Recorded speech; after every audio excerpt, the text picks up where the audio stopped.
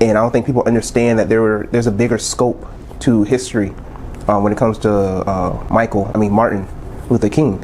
For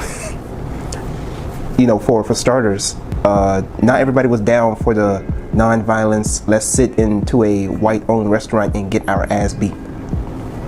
I mean, this was even shown, in satire, with the Boondocks, with Robert Freeman.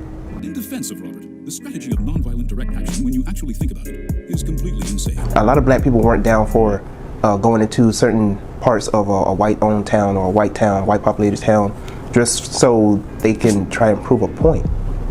I never understood the concept of forcing yourself into places and spaces that never liked you and didn't want you there to begin with.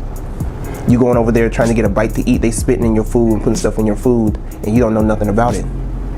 It's like, I saw this one comedian, like, I had to let them beat my ass, like, for unseasoned food. I have to let them beat my ass. It's a peaceful sit-in at a whites-only They diner. don't even season their food. I wouldn't eat that if I could. Shit. It's to take that a stand. Shit tastes nasty. To take a stand against racism. Well, I'ma stand up and walk out this motherfucker. Excuse me, sister. Want me to get my ass beat for the right to eat unseasoned meat? That's what you fighting for unseasoned food. You can cook better than them, you can serve better than them, but for some reason you just want their validation. I had somebody in my comment section yesterday talk about how we'd still be eaten by the dumpsters if it wasn't for him.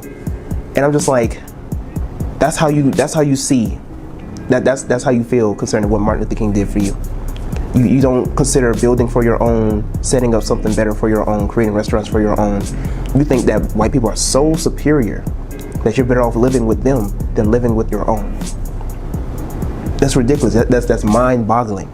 That there are a lot of people who feel this way and think this way.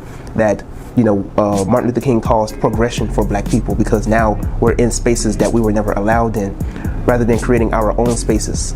Another point that Trarags hit up on, and I love it, is beating up with that white woman, which serves a lot of truth, because if you didn't know, Martin Luther King messed with a lot of white women, and if I'm not mistaken, it wouldn't be too far from the truth if Coretta caught some things from Martin based upon how active he was with many of the white women. Something that Malcolm X even said, concerning the civil rights activists and the leaders, is that they're pushing for integration so that they can be with their white women. Moses tried to separate his people from Pharaoh, and when he tried, the magicians tried to fool the people into staying with Pharaoh. And we look upon these other organizations that are trying to get Negroes to integrate with this doomed white man as nothing but modern-day magicians, and the Honorable Elijah Muhammad as the modern-day Moses, who's trying to separate us from the modern-day Pharaoh.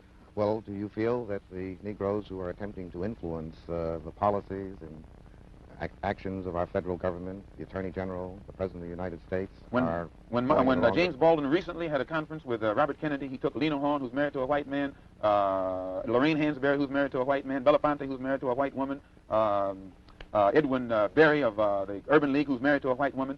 Now, and whenever you have a group of black people sitting down with a white man supposed to represent the black masses, you can never get anybody who's involved in any intermarriage in any kind of situation who will be qualified to represent themselves as spokesmen for the black masses in this country. They were representing their own personal desires. They want to mix and mingle so that they can take their wife. They can go any of these places with their wife. They're involved in a mixed marriage. But you can't find masses, sir, of black people who will accept any black man who's married to a white man as a spokesman for black people, or a black woman who's married to a white man as a spokesman or representative of what black people feel and think.